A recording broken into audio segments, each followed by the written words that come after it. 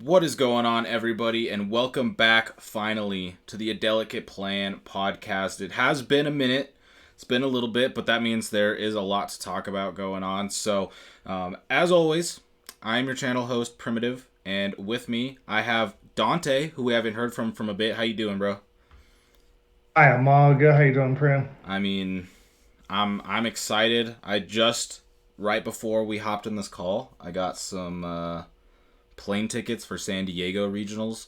So I'm excited because I'll be Kansas City for the Collecticon regional, and then the very next weekend be in San Diego for that regional. So it's going to be a pretty um, exciting month for me as far as like competing. It's also going to be a very sweaty and grindy month because with two regionals coming up, that's going to come with a lot of testing and preparation and whatnot. So it's going to be it's something that I've been looking forward to, like since they got announced. But yeah, my life is just gonna be Digimon for the next couple weeks.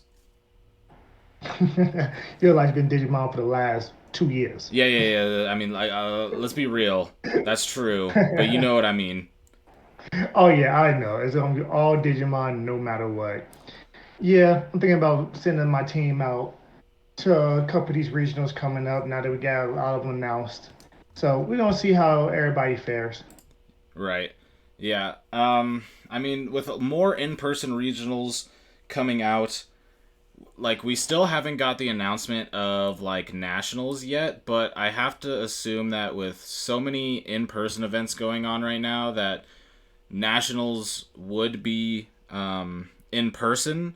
I did hear a little rumor from somebody credible that it is potentially in California. So Ooh. obviously there was no really basis to that claim, so it doesn't really mean anything. But it did get me to feel hopeful that nationals will be in person this year, and with all these in person events, I really don't see why it wouldn't be. Yeah, nah, a lot of other card games have really went to the online digital platform and kind of stayed there. But you see that, Digimon's one of those things to where they really just open back up. Like let's get back to what, card games supposed to be. It's supposed to be cardboard versus cardboard, not digital, Right. screen versus digital screen. So I'm very, very glad that Bandai really is putting a lot into Digimon. Right. And they're really just keeping it flowing and keeping it going. Set after set's being released and announced and leaked, and they're not slowing up whatsoever. Yeah, it's not slowing down, and I think it's really good because we can see a lot of other games doing the same. Pokemon also had a lot of in-person events coming back, including Worlds just happened. Yu-Gi-Oh has been having a bunch of YCS's regionals. I was at the national championships in Chicago, and like a lot of the card games definitely have been starting to come back, and I think that's why like San Diego sold out in like a few hours as to where most Ooh. other in-person events like didn't sell out till a couple days before the event, not like a couple hours the same day that it was released. And I think this is because with everything being shut down for a bit, I think people are kind of getting excited to meet these people that they've met online the past couple of years, be able to kind of travel a little bit, be able to get some experiences. And obviously me and in-person events are fantastic. I mean, even if it doesn't matter what level player you're at, for a new player, you get so many new experiences. You get your eyes open to what like real tournament and competitive play is like. And then if you're kind of getting into it a little bit and you start talking to people online, meet some friends,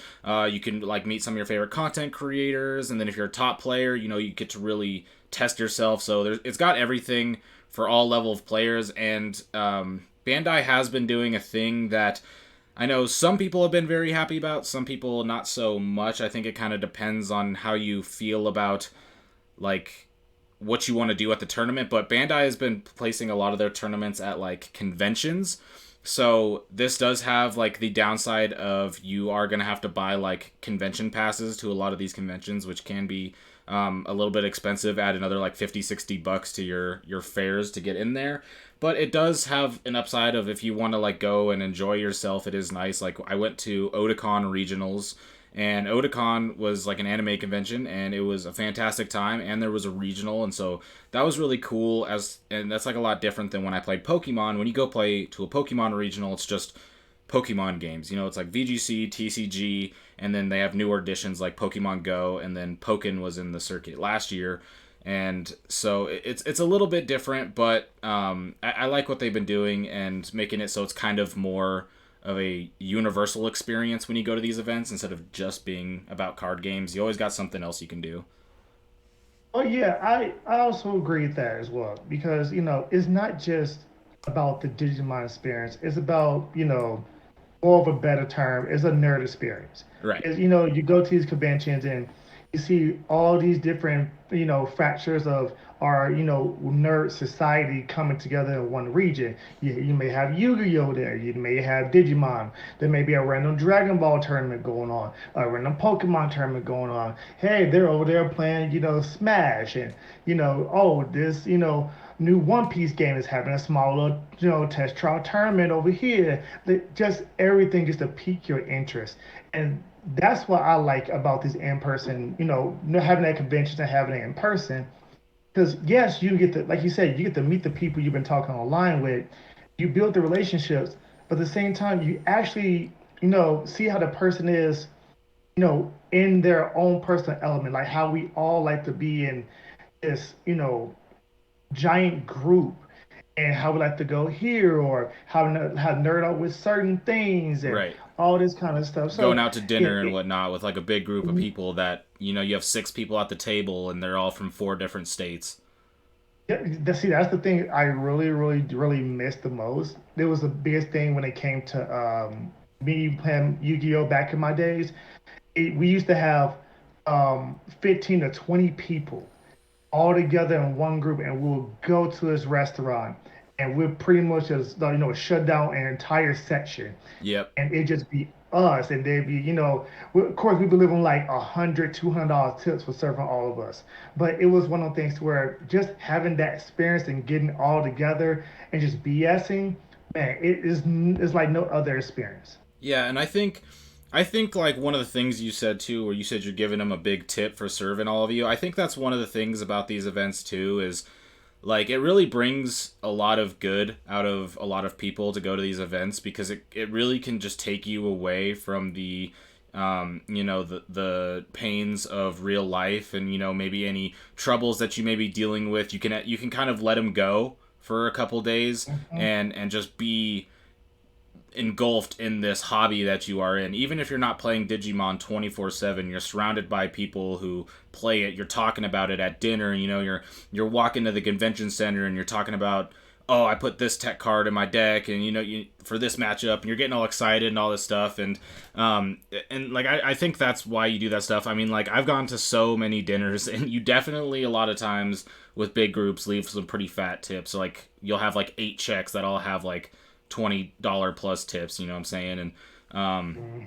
And that's what's cool. That's why I love events. That's why I get so excited. Like buying plane tickets gets me super hyped up because it's like you it's like it's gonna happen. It's like I know that in a few weeks I'm going to California and I'm gonna be playing Mhm. Digimon. So it's like even in the real life, you go through and you have these things that are like, oh, this sucks, but in a couple weeks it's gonna be pretty awesome in California.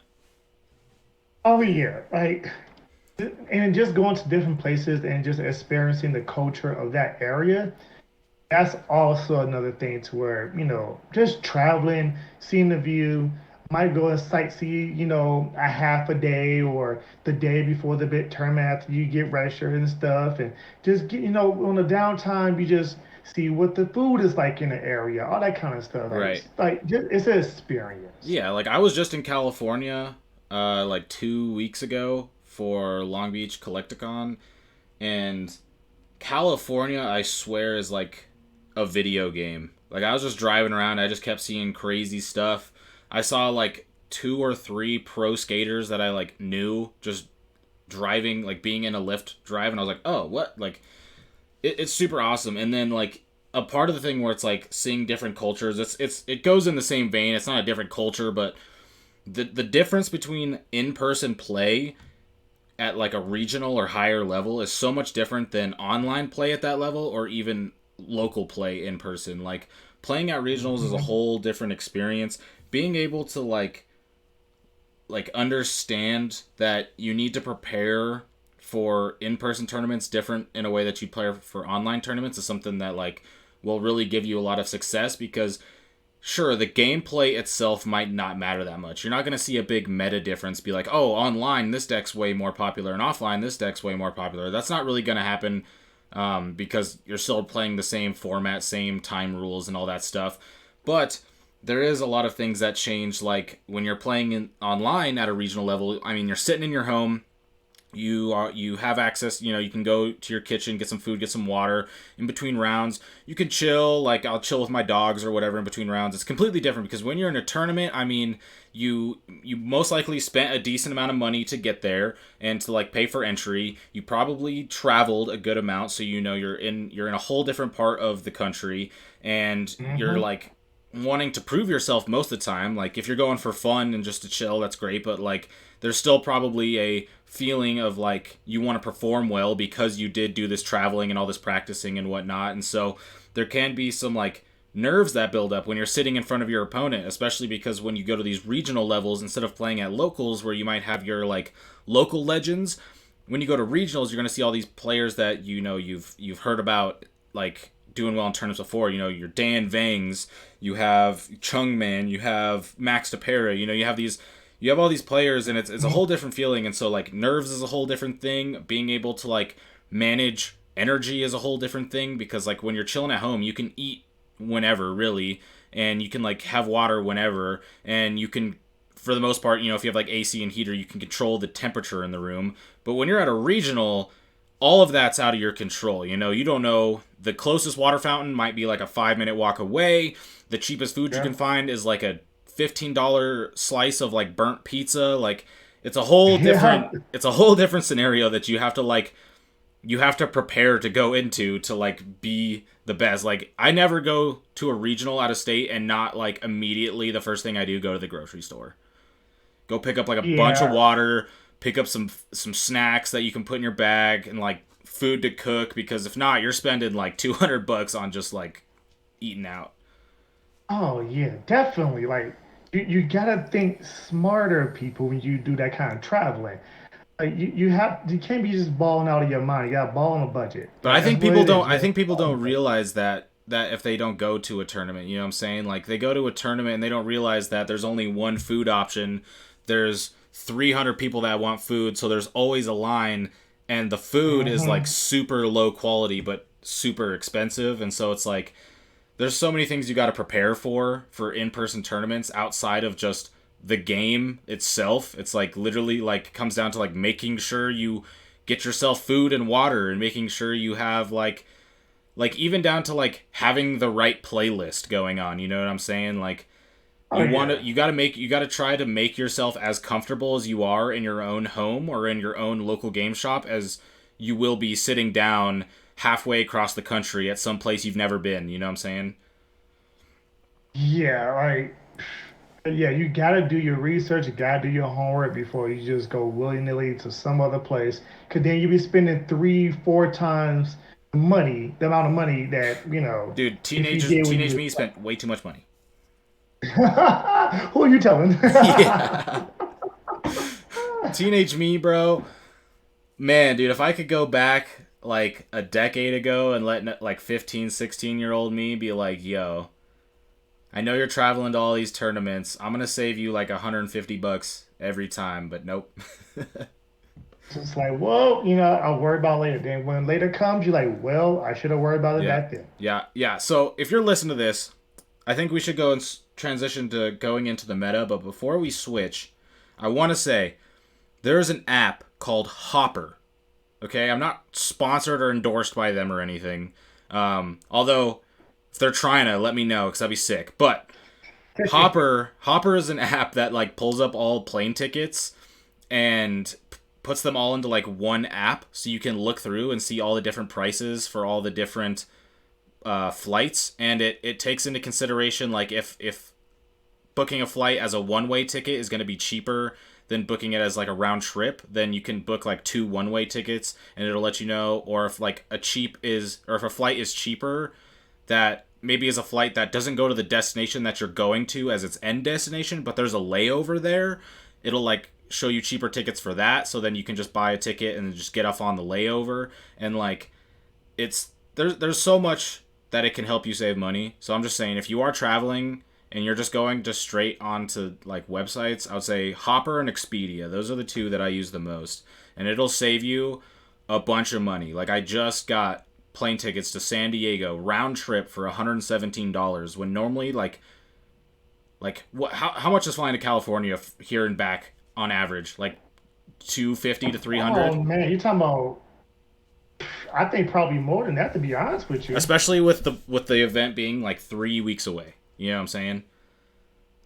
Right, like you talking about the closer you get to these type of things, the more expensive, you know, it's gonna happen. I mean, Yeah. you talking about like $350 round trip on most airlines. And this is why Hopper's so great, is because you go, okay, I want to go to this trip during these dates. You put those dates in there. The reason why I waited so long to book them is because it literally watches the prices and will like alert you when the prices are at its cheapest and when you should book. So I got an alert this morning saying that tickets were at like a 50% cost. And so I went on there, and after like waiting like 2, 3, 4 weeks to buy tickets, I saved like maybe $200 on round trip just by just taking like 5 minutes to put the dates into the app and just letting it chill. You know what I'm saying? So that's my tip for people who are traveling. I know it can be expensive, but there are a lot of hacks to make traveling way cheaper. Oh yeah, definitely. Like people gotta, you gotta learn from the pros. That's all that is. Oh yeah, but either way, we'll go ahead and transition over. So it's been a while since we've talked. Obviously, like me and you, this like I guess it hasn't been. I should say it's been a while since we've talked. It's been a while since me and you have talked on the podcast. Me and you see each Correct. other like once a week at least, pretty Yeah. much. So, but like since our last podcast, I feel like for you personally, there was a little bit of a point where I wasn't seeing you as much. I think there was like a 3 week period where I didn't even like see you at RMC, and so I know you've still been playing, but Hmm. I've been like playing. You know what I'm saying? Yeah. Like me and the boys have been prepping for like we went to Otakon regionals, and like the second we got back to the Airbnb after dinner that night, we started prepping for the next regional. So like we've been we've been playing super hard. So like I feel very comfortable in like all the things that are happening in the metagame right now. Just because I played them so much with so many different matchups, and I've been switching around the decks that I'm piloting a lot because I wanted to like kind of master as many decks as I could. But how are you feeling about BT9 before we start talking about it? I mean, like as far as how do you feel about the meta decks, and like what have you been messing with? I mean, meta decks. It's funny. It's funny that you say that because I feel like the meta decks are pretty fair. They're they're build a stack decks outside of D Reaper. They're build a stack deck, so you can build a deck to compete with the meta if it hits hard enough and hits just as fast. So a lot of decks nowadays are, playable, but are they as fast or as consistent as the meta decks? That's what you have to take in consideration. Right. Me, I've been messing around with a couple of decks. I put on, I made a Risenmon deck that I put on my channel, and I think that deck actually can keep up except for against the Alphamon matchup, it's a little hit or miss. Because if I have the same, setup as the Alphamon player, I can hit through all security. Right. They can hit through all security plus more. So it's like the ceiling is not as high because I'm a role player, so I have all the meta decks to the left, to my right, but I don't want to play them. I rather beat them. That's just Right. me personally. No, and that's how you've always approached the game, though. You've approached the game as the meta is like a puzzle to solve. Hmm.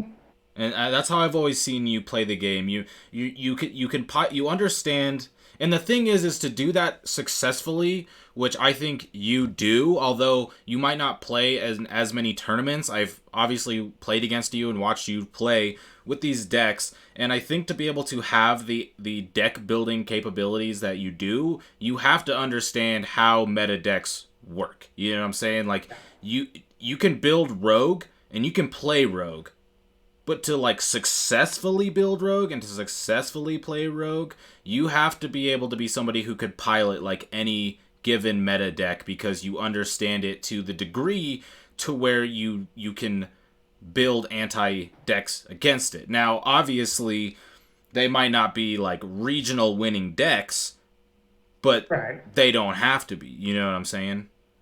Right. Like road loses the road. Like there's no ifs ands or buts about it. You can have a anti-meta road deck for all the meta. You come across any road deck, you're gonna lose to it because you're not prepped for it. You're not ready Right. for it. Right. So it's one of those things to where the more rogue the tournament is, the more likely that rogue is going to destroy itself, and the Right. meta actually is going to come out to be on top.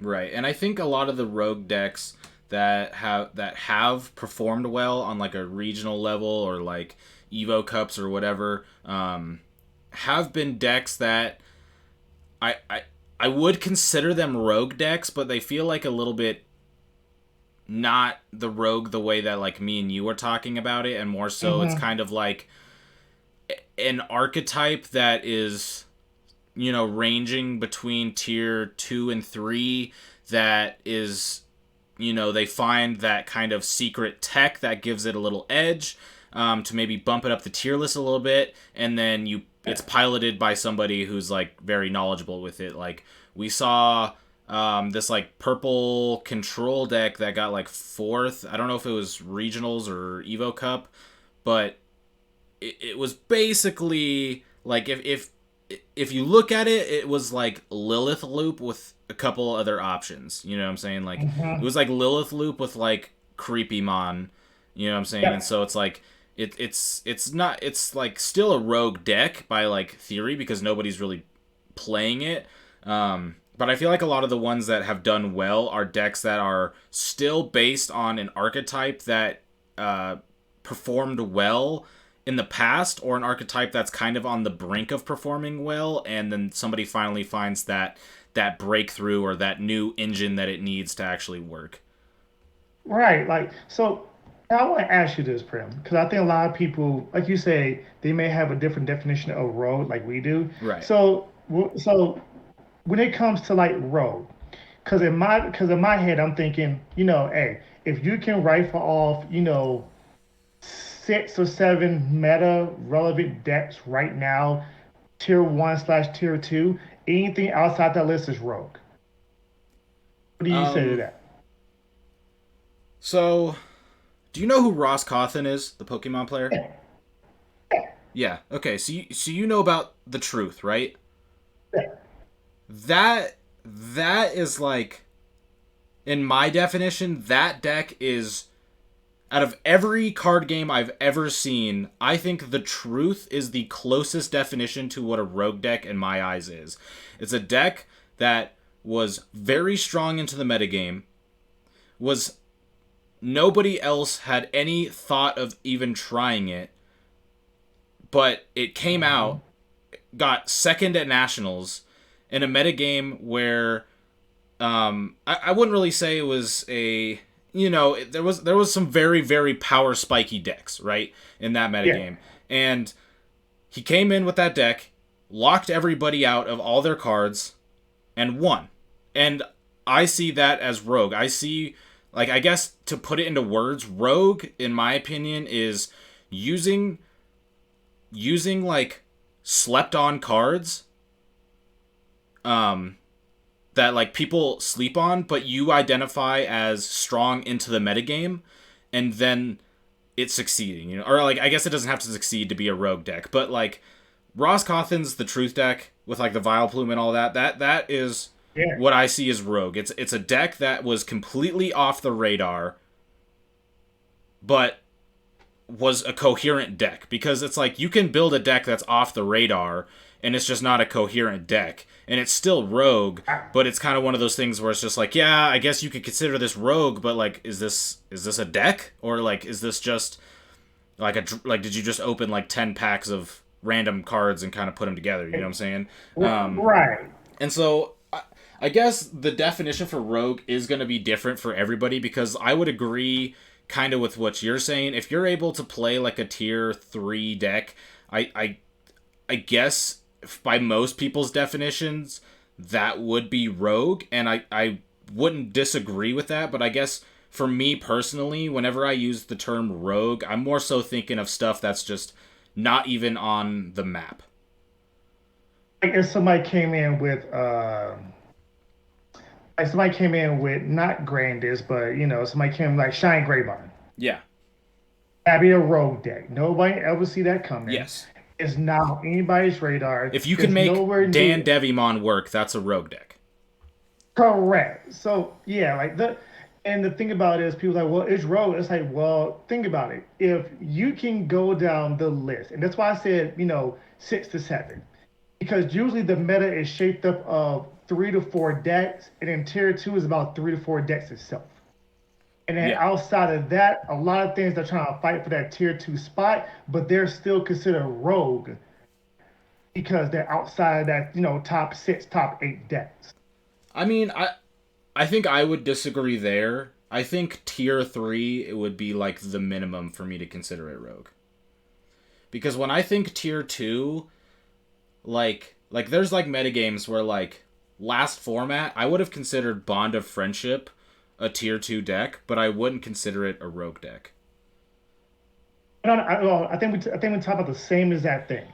So I say anything that is tier 1 or tier 2 cannot be rogue. Anything Oh, tier okay. 3 Yeah, or I think I just kind of mistook how you were saying that. I thought you were saying things yeah. that were tier 2 No, no, tier no. 2 were Anything Rogue. that's because tier 1 we know is absolute meta. That's the thing that's going to top Yeah, tournaments. tier That's the thing 1 and that's going tier to win 2 is what tournaments. I define as the meta. So like Yes.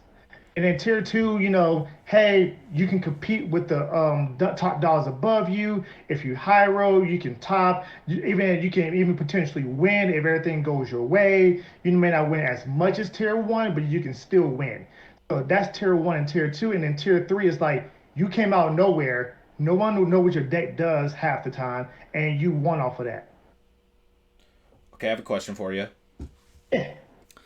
And this is a weird question, right? But I don't think I've ever asked you this, and this is something that's come up within the team Icewall a couple times.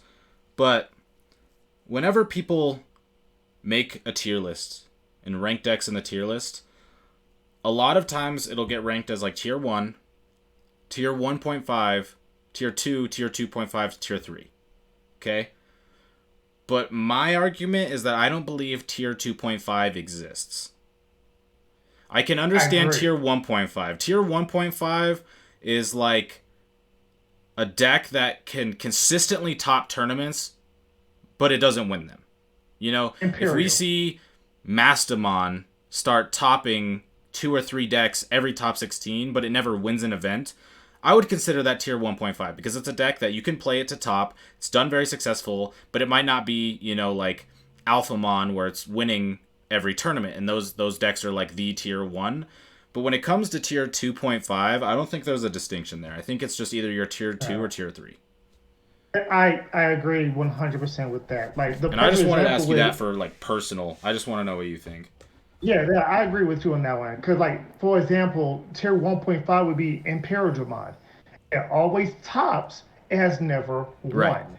Right. And it's one of those things to where you like, ooh, it can always get top 4, but can it get that top spot? It can get top 2, but can it get that top spot? We saw it lose out to Mastermind in BT8 format.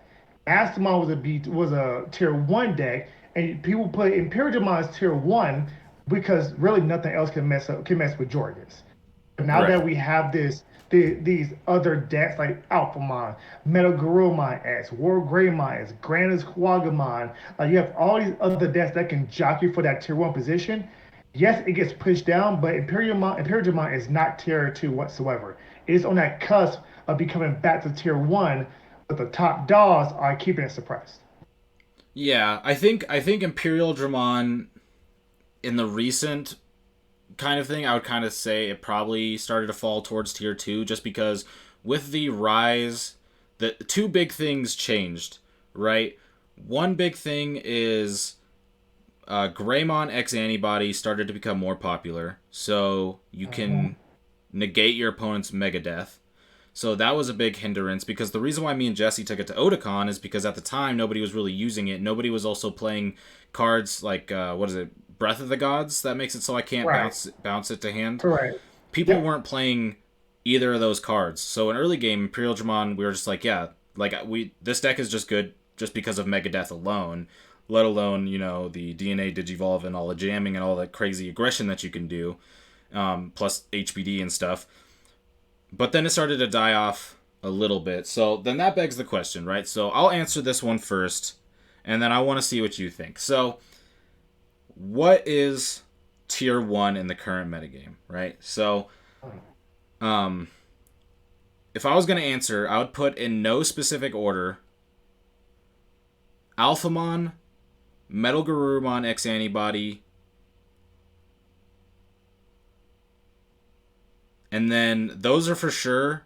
I want to say D-Brigade because it's won multiple events now. Grandis is also pushing it up there.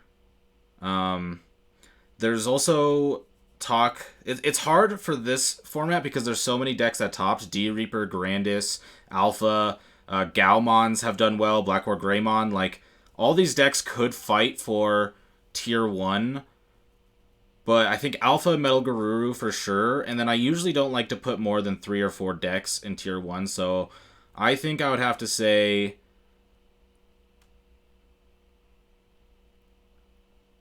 I'd put D Brigade in there because I've also been testing D Brigade and I think it's pretty good. But what do you think? That's an interesting question. 'Cause if we're going with if we're doing tier 1, tier 1.5, I really think the top three that's going to be Alpha. We agree there. Yeah. We also agree with Metal Guru. It's funny, but if I have to, D. I will put D Reaper above Grandis. Just for Yeah. I think just for as consistent, is topped and won many events more than Grandis, and Grandis is like that tier 1.5, right on the cusp of breaking through. so. I think me and you can agree on one thing. I think that we can agree that Alpha and Metal are tier 1 and then there's like Mhm. 4 decks fighting for that like last spot. Agree, highly agree. Yeah, I mean, cuz you have like what? So you have Where Gurumon. I mean, Where Greymon. That's just Where Greymon's just like it's good. People like yeah. Where Greymon as anybody. You still have, we talk about that last spot. We got D Reaper, Grandis. Um, I haven't seen too many D Brigade lists. I'm gonna take your It word did on it D did Brigade win list. 2 majors including PPG Tampa. Ooh, see, And it's I also haven't seen been that. doing some topping and it's gotten to that point where I've like watched an Eggman video and there's no D Brigades in top 16 and there'll be like comments like how did no D Brigades top? And to be fair, you know me, I love D Yeah, Brigade, right? and So I it's play D true. Brigade every format. And when it's Yeah. good, I'm definitely playing. So I tested it and it's one of those decks where I think it is just got some pretty good matchups. It has some pretty bad matchups, but it's just rookie rush. You know what I'm saying? Yeah, It's yeah, it's just I mean you have some fancy removal, you have ultimate flares, you have death X, you got memory boosts, you can play Kongu, all these things, but for the most part you're playing like 20 to 23 rookies and you're playing Darkdramon and you're playing like 2, 3, 4 hybrids, so it's just a bunch of aggression and it's mostly just swinging and when you're sitting and raising just chilling, I'm swinging, and like we know the yeah, power of on deletion Commandramon. I'm swinging a yeah. check, it goes down. I'm playing another one. Now it's on field. You replace that with another on deletion Commandramon. Your opponent clears it on their turn. You play out another Commandramon. It passes over your turn. Doesn't have summoning sickness, so you can swing. Like, it just has good matchups. It did stray away from like how D-Brigade was kind of played for the past few formats with the security type Digimon security triggers with Nanimon, Geogreymon, Orgrimmon. Cordramon, Yeah. Zort Defeat, things like that. Like Zort Defeat kind of got replaced by Death Exmon, and it kind Yep. of, with how most lists look now, it's where if you play Izzy, you're guaranteed to gain the memory because there's no non-black cards in the deck. But it's just a good mat. It's just, I think it's just a strong deck because when so many decks are just chilling, you can just get super aggressive and you can get your opponent down to like 3 security on like turn 2, and then next turn chip another couple security, and then you get that Dark Dramon for game. And with Kazu, you gain a lot of memory, and most of them are playing 4 Pride memory boosts, and then some are also playing Black memory boosts. So you have so much memory that you just chip away, chip away, chip away, and then you just get to a point where you can memory boost up into Dark Dramon. Because like, even if you don't have enough to play it for 3, like let's say you have to pay it for 5, you pop memory boost to get up to 5, play Dark Dramon, swing for game. So it's just rookie rush essentially. I know like if you started playing the game recently, you don't really know what rookie rush dominant metagames are like. They Oh, are they are so painful, but jeez. D Brigade is not as crazy like oppressive as I think like old yellow green rookie rush was because of like Spiral Masquerade and Starmons being so crazy. But Yeah. it is the only remaining rookie rush viable deck because I wouldn't really consider Armor Rush a rookie rush deck. As to where D It's more Brigade of a is champion definitely just a rush. rookie rush deck. Yeah, Armor Rush is more of a champion rush deck. I agree with that one. I mean, even then, like that, my fourth deck would probably, for that potential tier one is security control. It's always just going to be relevant. Like Yeah, I purple, mean, yellow security control is always going to be relevant. yeah, it's just the opposite of rookie rush, right? It is rookie rush and security control are born out of abuse of game mechanics. Yeah, correct. The security 100%. control is abusing by, if you want to go by the game rules that you are getting when you buy a deck box, or whatever, you go and get the rules.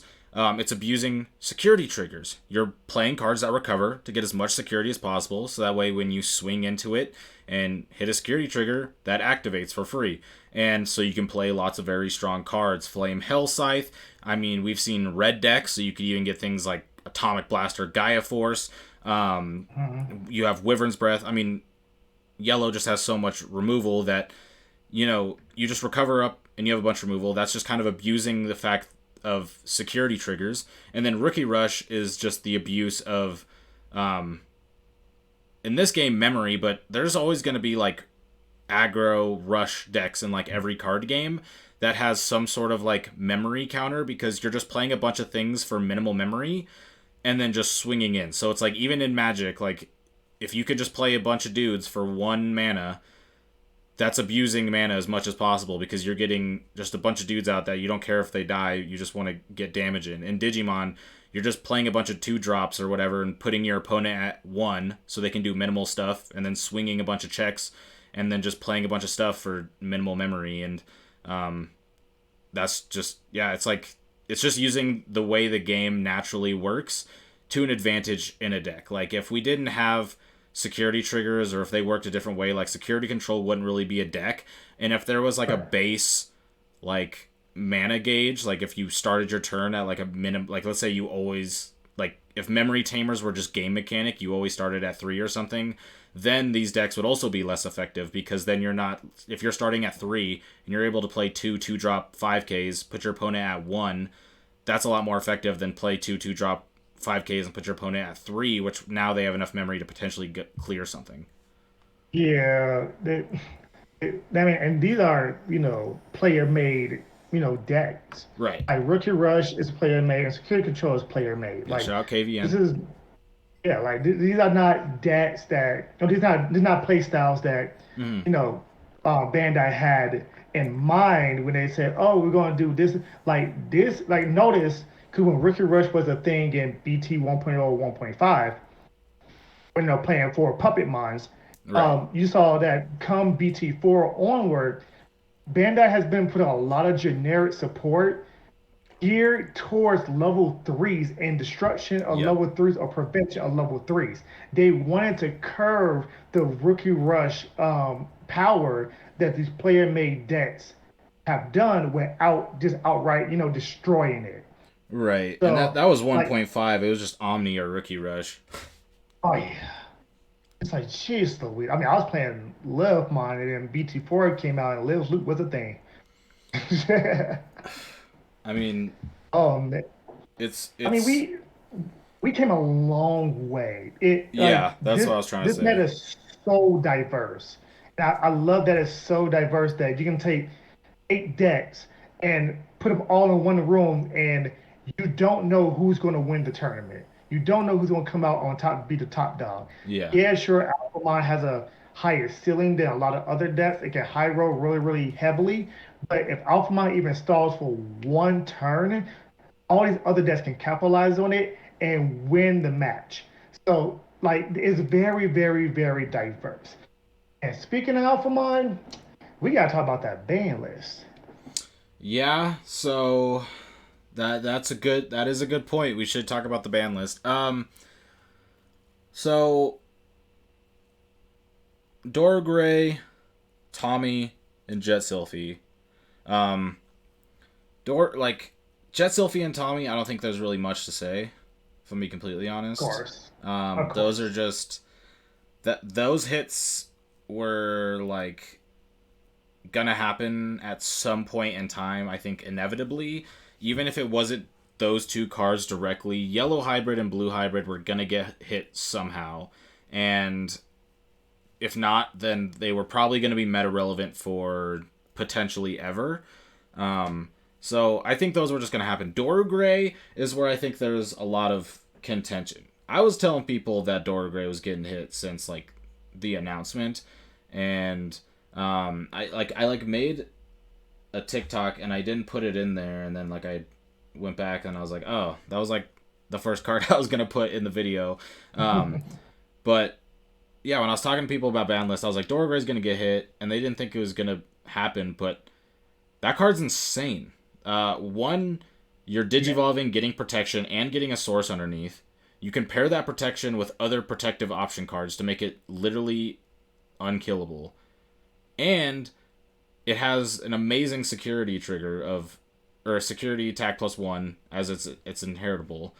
So when you have all these cards that are putting sources underneath, when you're able to stack two or three of those underneath, when you also digivolve into one, so you have protection on your mega and you're swinging for 4 or 5 checks unsuspend, it's pretty good. I mean, if you thought Savior Huckmon was good enough to get a hit, then Alphamon is probably better than Savior ever was. Or I mean, Dorgray is better than Savior probably ever was. honestly, I think so. A savior gives you a body on board. Alpha, Dual Gray makes sure you cannot be removed. And then you go into the Alphamon. Oh man, like And then the game's if over. you thought right, if you thought Jesmon was an oppressive deck back in what was it, BT5, I 6. think BT4 was 5. Was it 6? Yeah. Okay, 6. So if you thought that was an oppressive deck, Alphamon one ups it. Alphamon has its own inherent protection. It has a secondary stat it can go up for protection. It has its own unsuspend mechanic. It has the ability to get multiple checks underneath and its sources. And then on top of that, you give it X antibody, you can't start stripping the bottom sources off of it. So now it's pretty much like, well, I hope I hit something that removes it, or else I'm just going to lose the game. Yeah. And not even to So mention, oh, you thought Huckmon was a good card? Okay, well, they have Doru and Ryudamon and 2 direct Tamer support.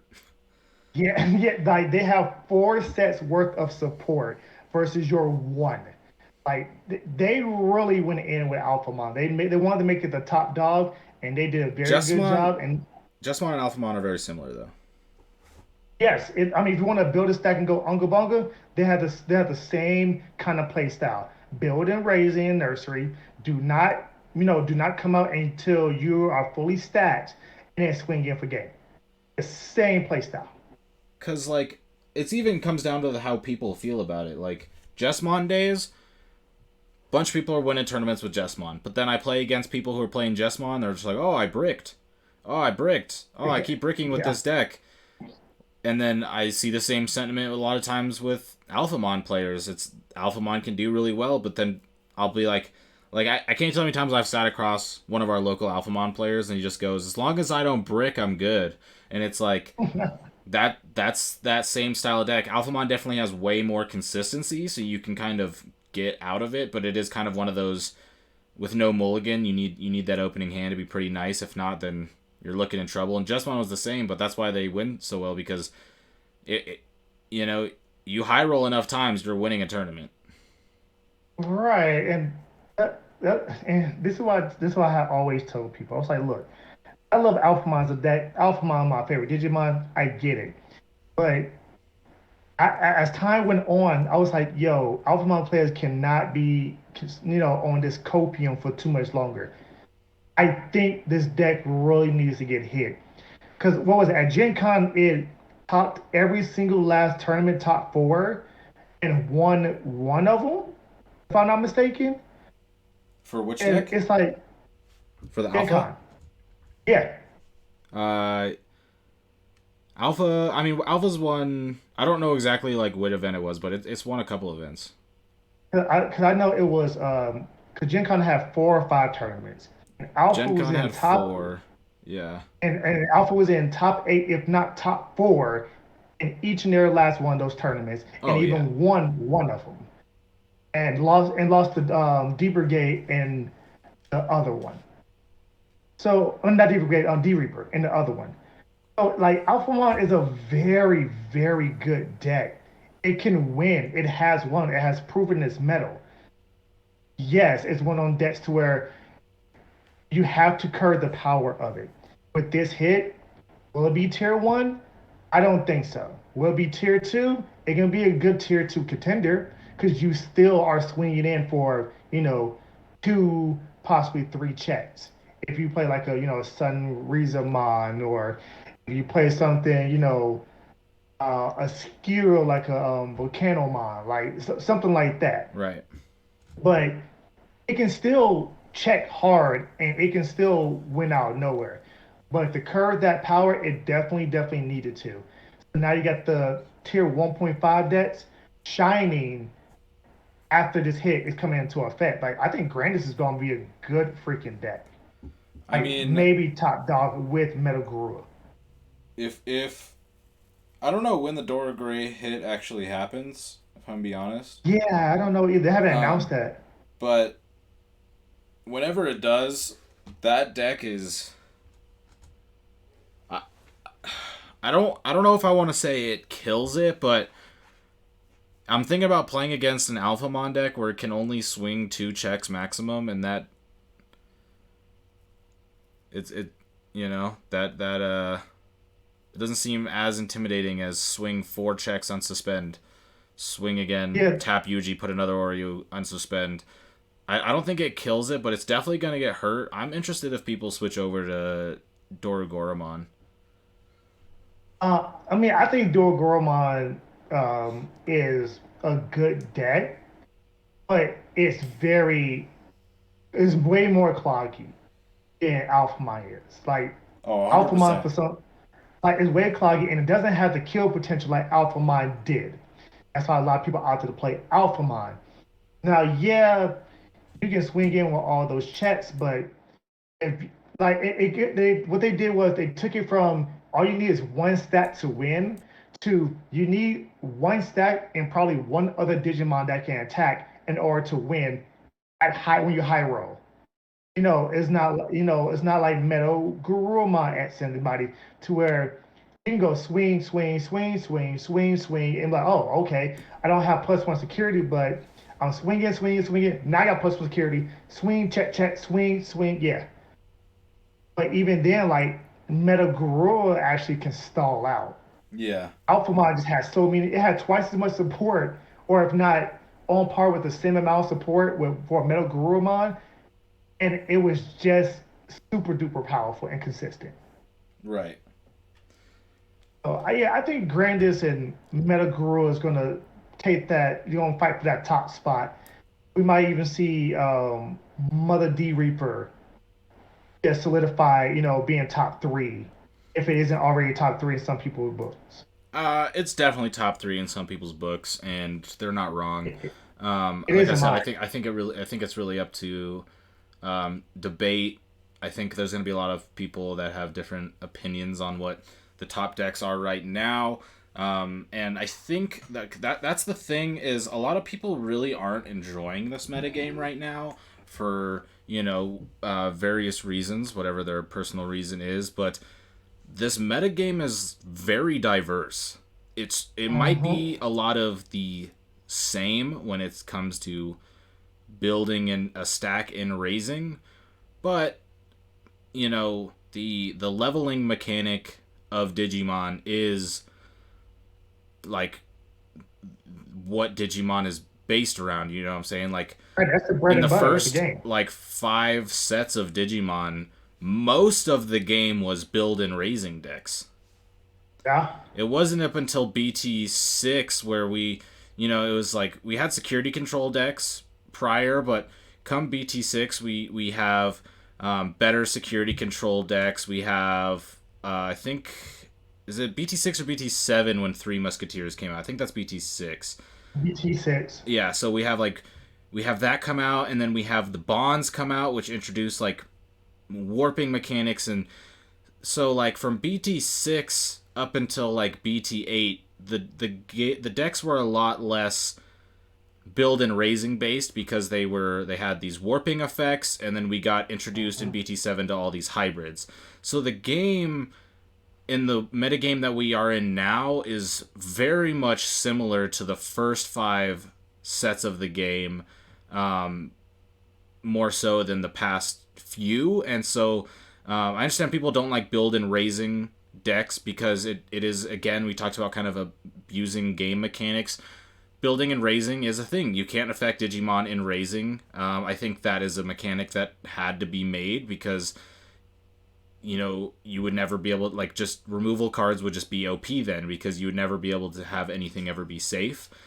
And everybody So plays when you're security trying to get up control. to a big guy, you got to use that to your advantage. And this isn't the only metagame where we're going to see that. We're going to see other metagames that are more dynamic. Maybe you do a lot more damage at champion ultimate level. Maybe it's more rookie rush based. Maybe it's more control based. But we're always going to come back to the point where there's going to be metagames, and there's where building and raising is based around it. And in every metagame, there's always going to be decks that focus on building and raising and then going for these big turns. And that's just I guess as when I started playing Digimon, like for the first for like 6 months I was playing, this was the type of metagame I played in. So this kind of feels like old Digimon to me, but with more viable decks.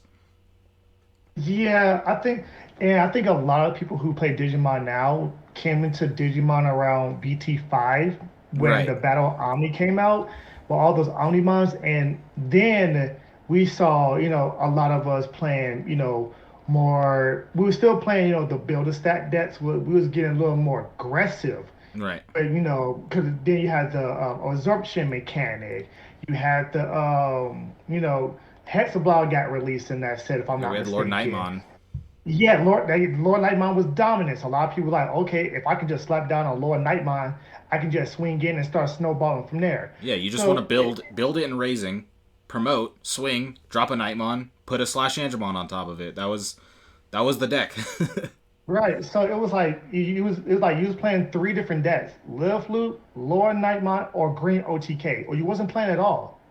Those are the only three decks that And really could Imperial. compete. Yeah, okay. Oh, yeah, you play Imperial then. I do remember that. You did play Gem and Imperial.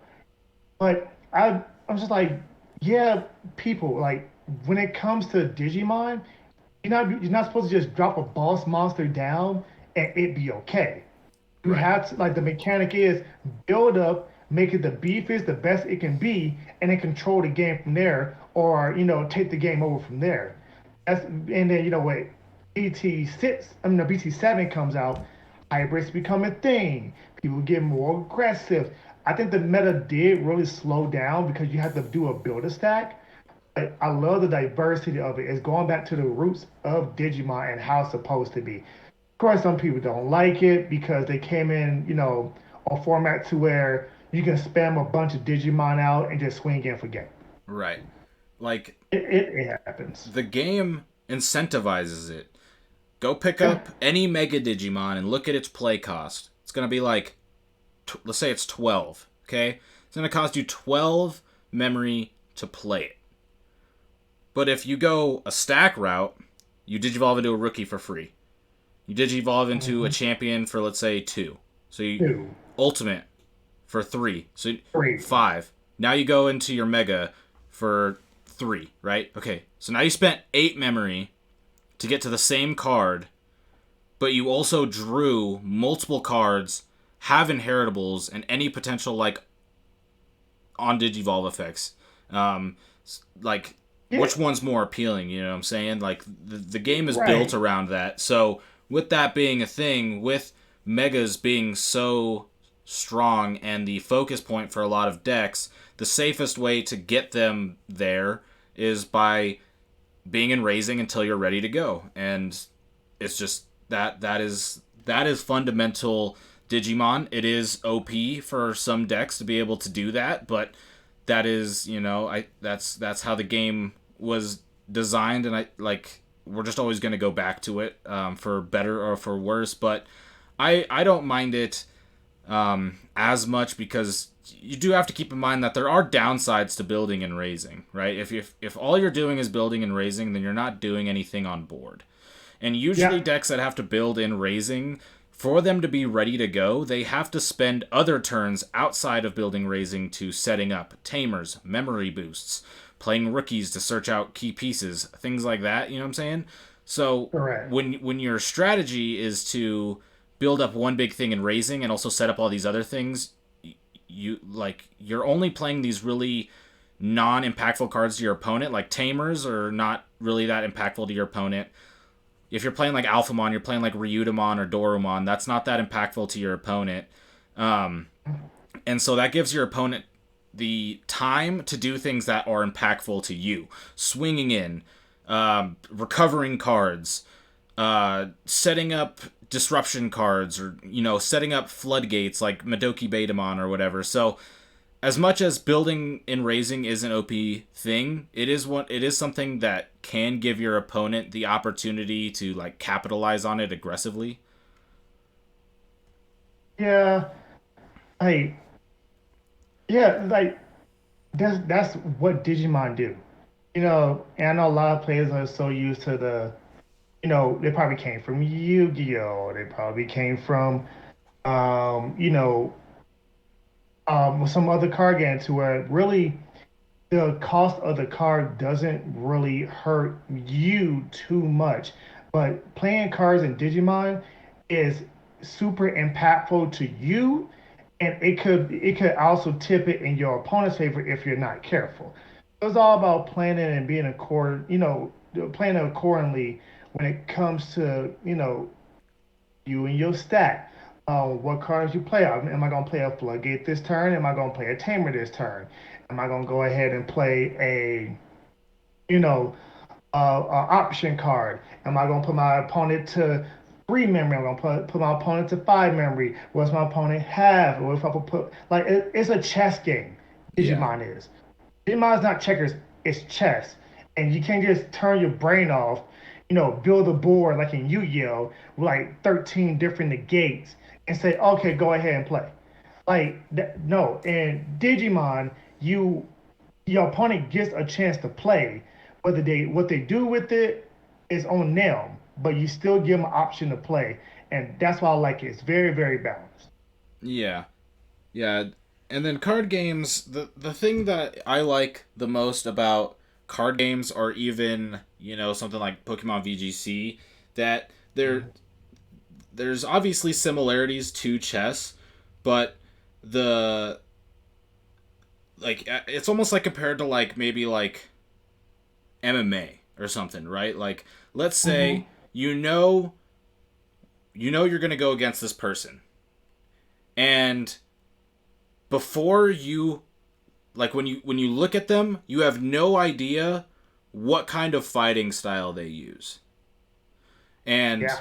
the same for you. But then once you start going, you start to realize, okay, this is Brazilian jiu-jitsu, but he also teched in like this kickboxing thing that I didn't see coming, and that got me, or something like.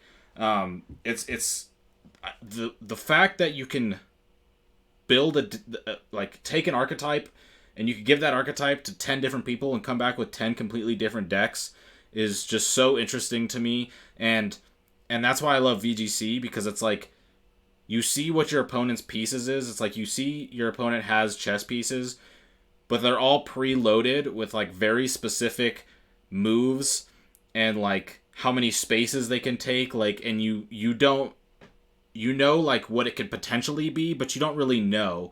And so you play this like information game.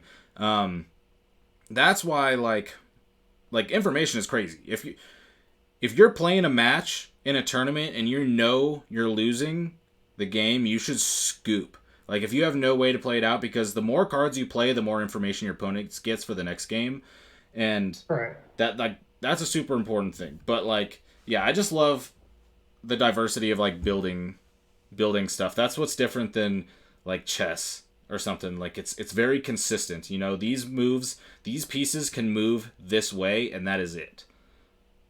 Yeah. Yeah. It's all about mind games, and some people don't want to think. That's Oh, fine. I get that. mind games are Like, my favorite. I mean, the mental warfare is half the battle. If It's you can 60% of the battle. yeah, you get. And remember, luck is also part of the game too. Yep. Luck, and you actually gotta execute it perfectly as well. So yeah, it's like there's human error up in there, Yeah. but you have to try to minimize that as much as possible, and you have to also keep your opponent on keep your opponent on their toes and their back foot, because then you gain the upper hand. If your opponent reads you incorrectly, then you can capitalize on it, and you should do it immediately if you can. Yeah. When you're playing in a tournament, okay, let's say you're at top tables, round 7 out of 9, okay? Yeah. Then you and your opponent should both assume that you are both playing flawlessly. Okay? Yep. That should be the assumption, that both of you are making the most optimal plays, okay? So a lot of the times the deciding factor when it comes to two decks playing flawlessly, especially in like a mirror match, would come down to variance, right? Who gets it first? Whose security's worse? You know what I'm saying? Does one person get Mm-hmm. that key removal card and then the other person doesn't? So then that person kind of starts to go ahead, and like if you can like you can mitigate this with one misplay. Is all it takes. If you're assuming both players are playing flawlessly and you're playing in a mirror match, you could say that it comes down to variance. However, once one player makes a single play that is not optimal and the other player does, the momentum shifts. And that's why they talk about like mind games and stuff, which can come down to like all different, there's so many things that come down to like mind games, but it's even like grabbing a rookie and putting it near your tamers to pretend like you're about to play a tamer, you know, to try to give your opponent misinformation, or like, you know, just anything. If your opponent makes one misplay, then you can get the advantage. Which is why I say like mind games is like 60% of the game, because if you can play flawlessly but make your opponent not, even if you're in a bad position, you can find a way to come back. Because the thing is tilt is also real. So once people tilt, it usually spirals deeper. You know what I'm saying? So like one Oh misplay yeah. puts you one step deeper, and then it kind of compounds and compounds. And so one mistake can turn into like multiple, and then that can completely shift the game. Like, how many times have you played somebody where they make a mistake, after they realize that they made a mistake, they kind of get upset about it, and then like they'll make another mistake, and then they're just like, oh my god, I suck. Like I can't play the game anymore. It snowballs. It happens Yeah, it all the time snowballs in all the everything. time. Oh yeah, yeah. It's just you gotta stay on your toes, people. That's all it is. You gotta just do what you gotta do. You gotta make sure you know what your deck do inside and out. So if any situation comes up, you know the most optimal route to take your deck. Period. Yeah, yeah. Like the game, and like this would have to be a whole nother podcast, like for me to go deeper on what I'm about to say. But like less than 50% of success in winning a tournament, like at a big level, like less than 50% of it involves in-game stuff like deck building and matchup knowledge and like playing. And there's a lot of mental, a lot of it is mental. Adaptability. Yeah, it's mental. It's like when you lose a match, you don't carry that into your next one, so that way you're still playing max capacity. You don't allow people's words to like affect you in the middle of the match. And I'm not saying people are gonna like start, saying a bunch of obscenities at you, but there are people who will say things to try to get into your head, and if you let them, it'll work. And so there's a lot of like playing at the highest level. A lot of it is just mental. Yeah, I agree with that one. That's for any card game. I think that's You just gotta for make sure any that you control. competition endeavor. I don't even think that's card games. Yeah, I think that comes down to any competitive endeavor, down from sports to being a business owner to card game. Like, you know what I'm saying? anything you go into competition with, you gotta understand that you have to be mentally Yeah, it's mentally strong. strong, and you have to have the correct mindset. You're not losing. You're learning. One game at a time. You gotta understand that not there will be one time where there is a tournament that is your last tournament, but most of the time that it's not the tournament that you're at. So if you lose, you just got to know that you got to learn from it, and you got to keep going and stuff like that. So like it is obviously very important to master a deck. It is very obviously very important to know all your matchups, how to approach them, how to go about it. That is obviously all very key, but you also have to be able to stay mentally strong through losses, through just understanding of competition. You need to nerves are a big thing. That's a big thing that gets a lot of people. They might play a bunch of Digimon, but once they get there in that room of like 512 people, those nerves start kicking in, and then that can cause misplays or slow plays and stuff like that. But yeah, it's a lot of it is mental for sure. Oh, oh But yeah. regardless, it is time for us to start wrapping up here. So, you got any final words for us? It has been a while since we did have a podcast or anything. So, is there anything you'd like to say before we hop out of here? It feels good to be back, my man. It feels good to be back. Definitely, definitely. Well, um, I mean, I kind of, this kind of just happened almost last minute to a degree. So, hopefully me and you can get back in here soon and get another podcast going. Maybe we can go and do one of our set reviews as well here soon. But I know me and you do have some crazy schedules since you got an entire football team going on. Um, but Yeah.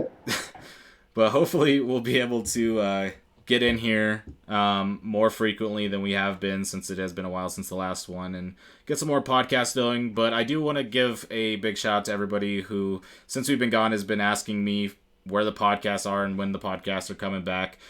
The podcast, I said this in a previous podcast, the podcasts are never going anywhere. There's nothing. Correct. Me and Dante, we're homies. There ain't nothing gonna happen between us. So if a podcast ain't happening, it's just I've been traveling a lot.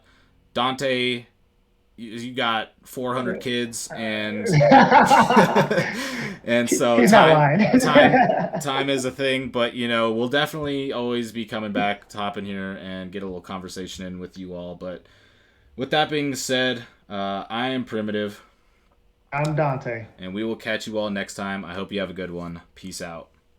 Peace.